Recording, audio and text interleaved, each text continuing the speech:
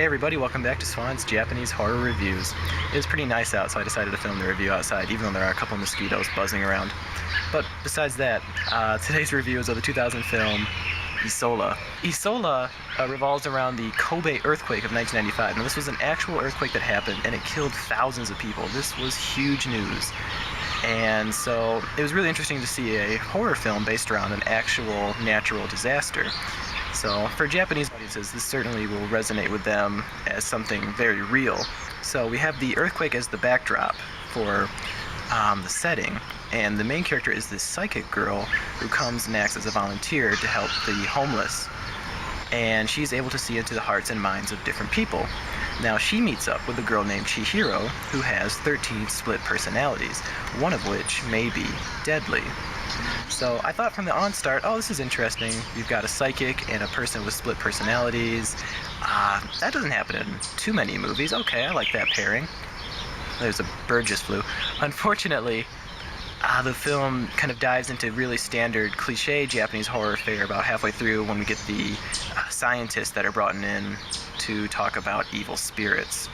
So it kind of does dip into the ghost, ring, ju-on kind of stuff more so as the movie progresses. And unfortunately we don't really learn too much about the main character, about where her psychic powers originate from. But the ride itself is decent. The movie clocks in at just an hour and a half, so it's not too long. It drags in a few places, but overall it's got a few nice jumpy scenes.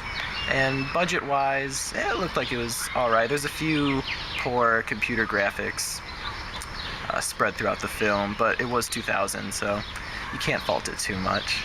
One of the things I enjoyed in this movie was the soundtrack. I thought the soundtrack was really spooky. The performances by all the actors and actresses were believable and convincing. In particular, the girl who played Chihiro with the split personalities, I thought she did a good job. The scientist that kind of aids the psychic was also a very believable performance. The DVD of Isola actually comes now in a box set called the Kadokawa Horror Collection. And the Kadokawa Horror Collection contains 4 films: Inugami, Shikoku, Shadow of the Wraith, and Isola. So you get all this wonderful goodness in there. I think it was only like $30. It was really cheap. You can hear kids screaming in the background. I wonder if that's going to show up on YouTube. Let me know in the comments.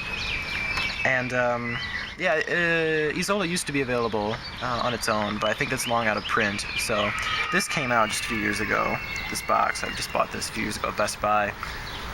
Pretty cheap, so definitely it's worth the price. The other movies vary in quality, and they'll get their own reviews within due time, I'm sure. But I think Isola was probably my favorite of the bunch. And Isola, it's not a perfect movie. It certainly drags in places, like I've said, and it kind of falls into the cliche spirit trap of too many Japanese horror films. But it's well made, and the performances are believable, and it's got some interesting character archetypes. So for that, I think it's worth watching, and the box set is cheap enough, so you get some good films. So there you go, that's my review for the week. Next week, I'm really excited to announce we're going to be reviewing Tokyo Gore Police. I just picked up the DVD this morning, and I'm really excited to watch it.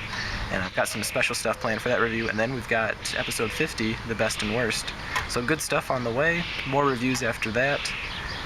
Thanks for watching, rating, commenting, all the good stuff. And as always, we'll see you next time. Look at this little chubby blackbird right here in my bed. Oh! Yeah? Is that your review of the Japanese horror DVD? Do you have anything else to say? What? It wasn't any good? Oh, you didn't like it?